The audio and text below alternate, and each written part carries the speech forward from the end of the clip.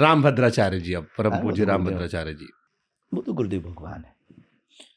हमारे जीवन में छत्र छाया किसी की है। जब जब हम विवादों में फंसे, कोई अगर सामने सबसे पहले आए, गुरु आए। और यही हमारे जीवन का सौभाग्य था, यही हमारे जीवन का चंद्रमा था, यही हमारे जीवन का गोल्डन टाइम था कि हम पे विवाद आए, पर हमारे गुरु ने मंच से ललकार के कहा कि हाँ, धीरेन्द्र मेरा चेला है। बस हो गया काम। हम उतनी सेवा नहीं कर पाते, ये दुख है हमें।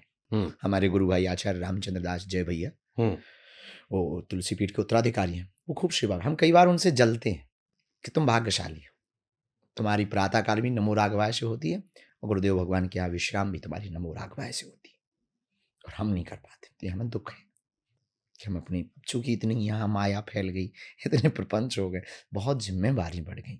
बेटियों की जिम्मेवारी, हिंदुओं की जिम्मेवारी, कैंसर हॉस्पिटल की जिम्मेवारी, कन्या विवाह की जिम्मेवारी, अन्नपूर्णा की जिम्मेवारी, धाम की जिम्मेवारी, दरबार की जिम्मेवारी, कथा की जिम्मेवारी, और हिंदुत्ववादी टीमों की जिम्मेवारी।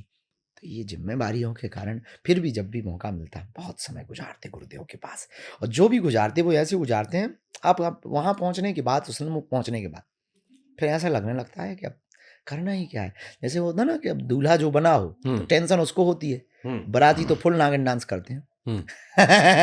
क्या उसे टेंशन नहीं, दूल्हे को बड़ी टेंशन होती है कि कुछ एक्शन गलत ना हो जाए, कोई गलत ना कह दे, कपड़े ऐसे ना हो जाए, फोटो गलत ना आ जाए, कुछ पागल ना कह दे में, तो वो बड़ा असहज महसूस रहता है। पर पूरे बाराती रहते हैं सहज, हाँ चलो नागिन डांस हो जाए। आपसे मिलने का तरीका क्या है, किसी व्यक्ति को आपसे मिलना हो? बहुत सरल है, लोगों ने बहुत कठिन बना रखा हमारा। एक तो दरबार लगते ही है, जहाँ लगता है वहाँ आ जाइए। दूसरा दाम पे लगते ही है, और रोज शाम को हम लगभग 1 से 2,000 लोगों को भभूति बांटते हैं। आप सुन के परेशान होंगे, शायद बताया हो किसी ने, 18 आवर्स वर्क करते हैं मिनिमम। कभी थक जाएं, कुछ ऐसा हो जाए तो बात अलग। हाँ, जरूरी नहीं कि कुछ ऐसी बैठकें हो जाती हैं, धाम की बैठक, प्रशासन की बैठक, मंडल की बैठक, समिति की बैठक, धाम व्यवस्था की बैठक, तो बात अलग है, लेकिन प्रतिदिन 18 आवर्स वर्क करते हैं। जबरदस्त। हाँ, पुरुषार्थ तो वीआईपी कल्चर है यहाँ पे भी, कि वीआईपी व्यवस्था को मिलना हो किसी को? कुछ ले दे के नहीं मिल सकते हैं, बस आपके मान सम्मान और पद प्रतिष्ठा का ख्याल रखा जा सकता है। वैसा नहीं कि ज्यादा पैसा तो जल्दी मिल जाएगा आपसे। पैसा लेते ही नहीं है, दोगे क्या खाक? आप दिए? नहीं। यहाँ पूछ लीजिएगा, यहाँ भगवान, खैर भगवान की बड़ी कृपा है, वैसे वो मुझे कहीं व्यक्तिगत तौर पर ये बड़ा लगता है कि हमारे धर्म में वीआईपी वीआईपी कल्चर के कल्चर ने खिलाफ तो हम भी हैं, बहुत डेंट दे रखा है, बहुत खिलाफ है हम। कि और खास तौर पर जो पैसा वाला वीआईपी कल्चर, जैसे एक तो होता जरूरत वाला कि कोई बड़ा प्रतिष्ठित व्यक्ति आ गया, या कोई ऐसा व्यक्ति उसकी सुरक्षा के प्रतिष्ठा लिहाज कहाँ, से, ठीक है, सुरक्षा के लिहाज से, प्रतिष्ठा के लिहाज से, सेहत के लिहाज से, वो समझ बस में आता है। हमारे लिए 3 ही महत्वपूर्ण है। किसी की तबीयत खराब है, या वो बहुत मुसीबत में है, या कोई देश का क्वेश्चन लेके आया, तो उसको हम अलग से कमरे में टाइम देते हैं, जो देश के लिए हितकारी होगा। दूसरा, उसकी सुरक्षा और उसकी सिक्योरिटी और उसकी पर्सनल डिटेल्स समाज में ना जावे, तो उसका सम्मान बचा रहे, तो हम पर्सनल टाइम देते हैं।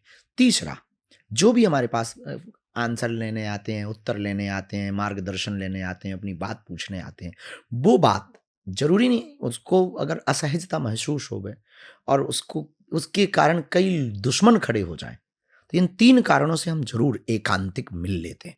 पर उसमें ऐसा है कि केवल वही भर नहीं, हमारे यहाँ तो सभी मिल लेते हैं ऐसे। आप लाखों फोटो ऐसी देखेंगे कि जिसकी गांव का सरपंच भी हमारे कक्ष में आके मिल लेता है। सुंदर। हमने आसपास बहुत लोगों से पूछा कि यहाँ कई लोग पर्चा बनाते हैं, इस इलाके में आसपास हमने सुना, लेकिन आप पर विशेष कृपा रही। क्या लगता है क्यों ऐसा हुआ कि हमको ये आप? कहना नहीं चाहिए, हाँ। पता नहीं, पर्चा वाली चर्चा हम बहुत कम सुन पाए। अच्छा, एक बड़ी धारणा है कि इस इलाके में धीरेन्द्र कृष्ण शास्त्री जैसे से सैकड़ों लोग हैं जो सेम पर्चा बनाते हैं, लेकिन आप फेमस हो गए। नहीं, ये बात शायद वो, अब हम पता नहीं ऐसा क्या है, हम उन लोगों के बारे में बहुत जान नहीं पाए, समाज को भी पता नहीं लगा, और शायद पर्चा की चर्चा बहुत ज्यादा दिनों पुरानी तो नहीं कह सकते, ऐसी कुछ बहु चर्चा में तो 4-5 साल। असहज करती है पर्चा वाली चर्चा आपको? वो तो देखिए, हमको अपनी बात आप तक पहुंचानी है, और आप कैसे सुन पाएंगे बस इसका एक तरीका है, सुंदर। खुल के बात बता रहे हैं। हम्म हमें हिंदुओं तक अपनी बात पहुंचानी। हम्म। ईसाई क्या करते हैं? पोप का स्टेटमेंट चला गया पूरी दुनिया में कि नहीं नहीं नहीं, उन्होंने एक नया ट्रेंड निकाला है, चंगाई सभा करते हैं। हम्म। चंगाई सभा में करते क्या है? वो जो हुलुलुलु होता रहता, हाँ देखा हमने। अब इसका तोड़ क्या है? जागरूकता। नो, कितने लोगों ने नहीं की।